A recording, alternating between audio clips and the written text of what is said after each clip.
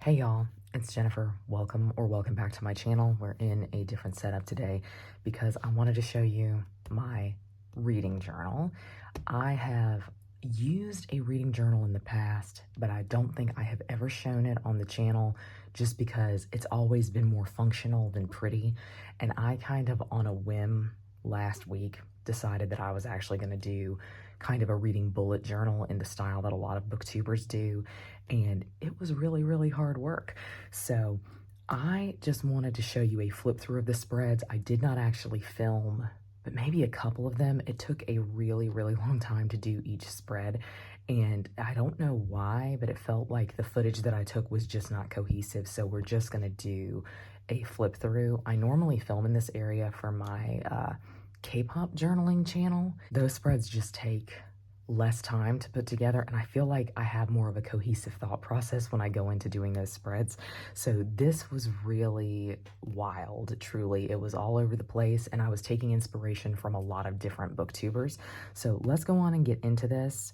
The reason that I have my current K-pop journal sitting here is because I wanted to show you what I kind of work with on the usual in terms of like journaling, art journaling, things like that, because this is a smaller journal and I really wanted something in this size for my reading journal.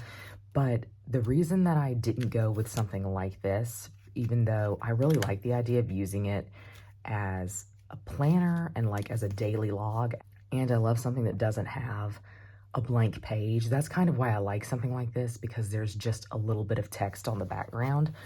This is what I wanted to show you. This is what happens to me, and it happens to me very fast. So it starts to bulk out very quickly because I like to use a lot of stickers. I like to use some scrapbooking paper and everything like that. And I decided that I kind of wanted to steer clear of that in terms of my reading journal. And so I decided to just go with an A5 lectern, basically because I had one sitting around. And so this is the soft cover. It is not a hard cover. And I have also used one of these in the past as a K-pop journal, and I thought it really held up to paper and stickers well. But I didn't want to go with something like an Archer and Olive or Notebook Therapy. The Archer and Olives, the Notebook Therapy, they all have much thicker paper than this. And I feel like that would mean bulk would happen very quickly. Maybe I'm wrong, but I just wanted to avoid this. So that's why I decided to go with this journal. I do have a little sticker on the front. This is from Sticky Club. I'm a member of Sticky Club. This is not affiliated at all. I just love their service because you can order kind of a sticker packet every month and you can get a theme. This month's theme was like dinosaurs and dragons, so he was too cute not to use. Now, the first couple of pages, as always, are pretty useless because they're stuck into the spine so closely. So this is my opening page, which is my goals page. I do not have all of my goals written down yet, and I'll film a video that's all about my reading goals, but this is just my 2024 reading goals, channel goals spread. And I don't know that I have any specific channel goals because there's so little control you have over how your channel grows and like who your audience is, how your videos reach certain audiences. So I'm not going to have any specific channel goals. I see a lot of people have like a separate channel spread. I just decided to do something very basic. So this is my reading goals. This is my reading log. So this may seem kind of cluttered, and it may also seem like a lot because I also went into the next page and I continued on with the reading log. But this year, I quite shockingly read 120 books when my goal was only to read 50. So I figured it was probably for the best to go on and plan like I might have 120 books read in 2024. So this is my reading log. I've used some Korean stickers here because everything is going to be pastel in this journal. I know a lot of people go for like a dark academia or even a light academia theme. That's just not me, y'all. I'm far more pastel. So this is my reading log. This is my second reading log spread. And doing the highlighting like this every other line kind of allowed me to count and know how many lines there were on the page. So I feel confident that 2 double page spreads is really all I'm going to need for my reading log this year.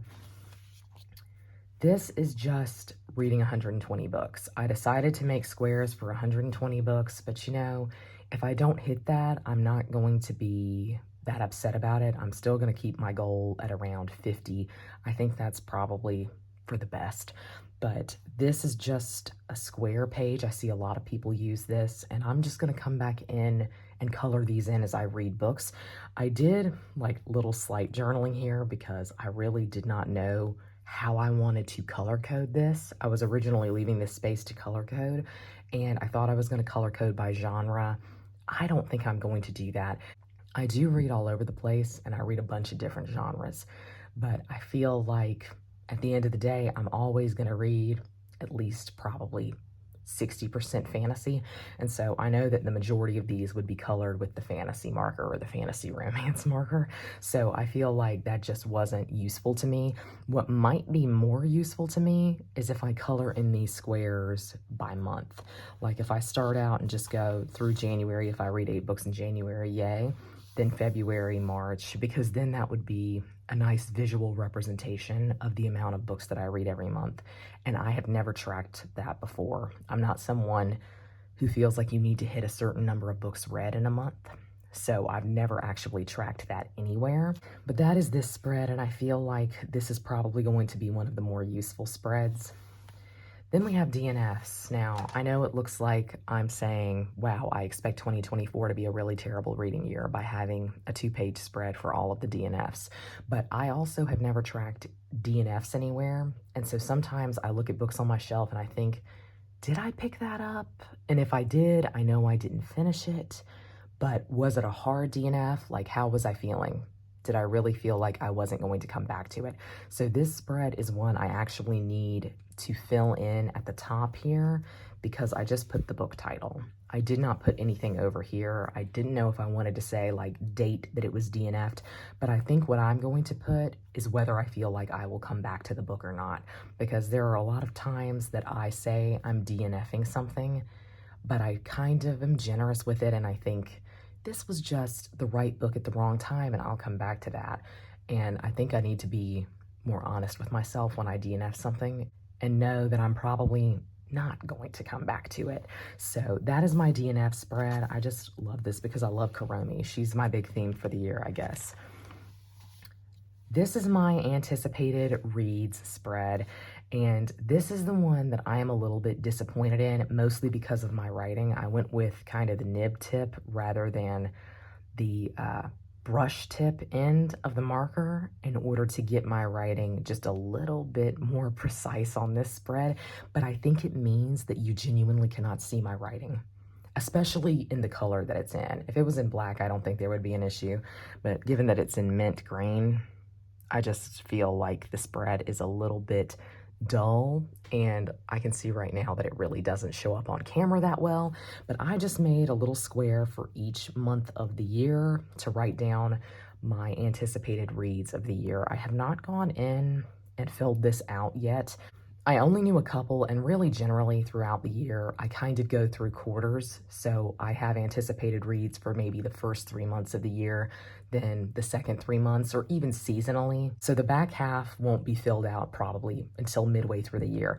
I think the person that I saw with this spread was Tori Between Pages. I really love her reading journal, and she inspired me a lot because a lot of what she does is pretty, but a lot of what she does is functional. And so that was key for me. And so I think this is going to be very functional. I initially thought about doing a spread, maybe with the book covers on it, but I'm very, very happy with this because I feel like there will be anticipated releases that sneak up on me. So I think it's great to have a place that's just a visual representation of the year. Now here is my author backlist, which is one of my favorite spreads. This 100% is from Rachel Catherine. I know that most of y'all are probably watching her. If you're watching me, she's really, really big, but this was easily my favorite spread, and I think is the spread that's going to be the most useful to me moving forward as I discover new authors that I really, really like. So I just have some of the authors that have a long backlist that I've discovered recently that I think are going to be favorite authors for me. So like Otessa Moshfegh, I wrote down her backlist, and it's not always the entire backlist for the author that I'm going to write down. I'm just going to write down the titles that I am the most interested in.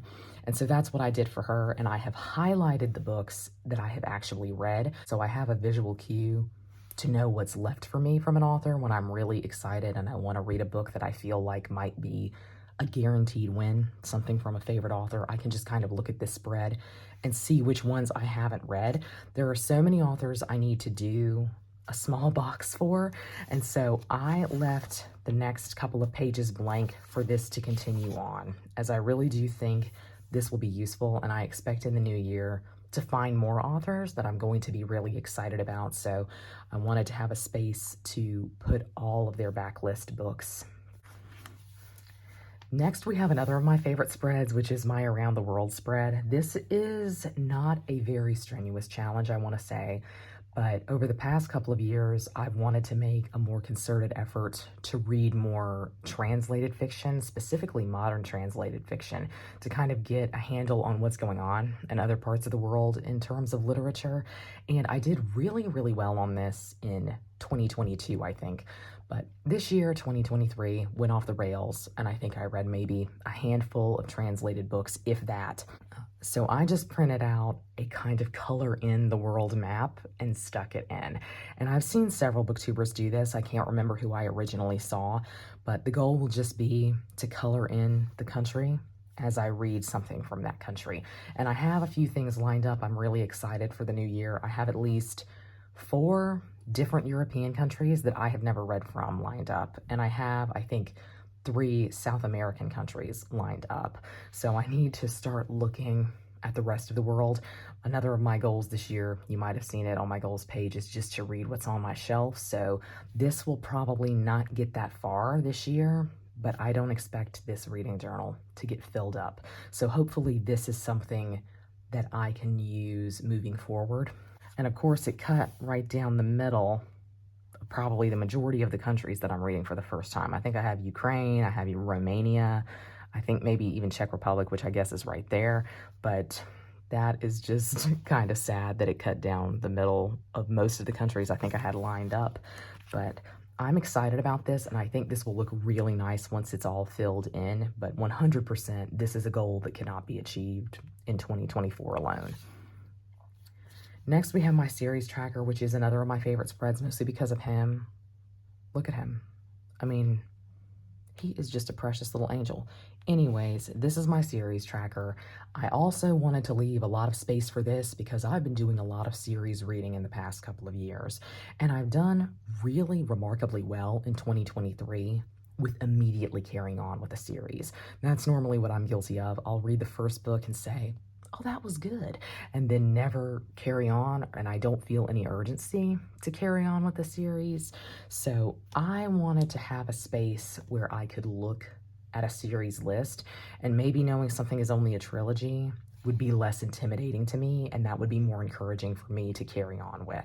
But in the past year, I've been very, very good about carrying on with series. Even if I haven't finished them, I have at least carried on, but I think this will also be useful for series that are ongoing and maybe have 1 or 2 books coming out in the new year. So I think it'll be nice, once again, to have a visual representation of stuff. If a book series is 7 books long and 3 books are out, I'm just going to leave space for those extra books, even though I know they're probably not coming out in 2024, but that will let me know kind of where I am at when I get up to date.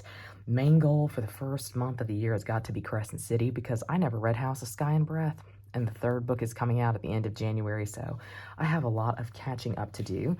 But I expect this to be a very successful spread, and I'm definitely going to add more to it throughout the year. So this is another one where I left just another blank page because I fully expect to move into this section.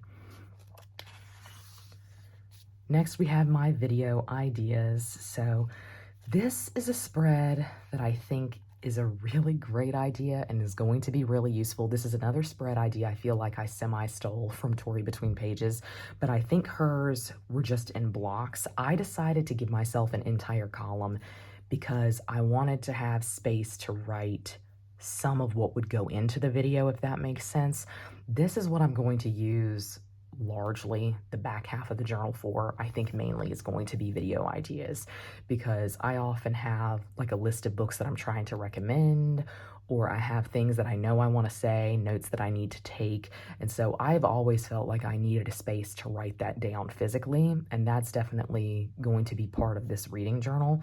So this is just going to be a list of video ideas per month, and I went on and scheduled out for the entire year because some things we know, like in June, I could have gone on and written this down. We know we want to do the mid-year book freakout tag. We know we want to check in on our yearly reading goals. And so those are things that I know way in advance.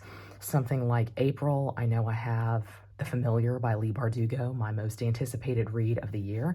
I know that that's coming out. Maybe I want to do a reading vlog that is all about that book, or that at least features it. And so I could go on and write that down. So I really like this because that is something I've enjoyed in the past, is using a planner semi as a reading journal.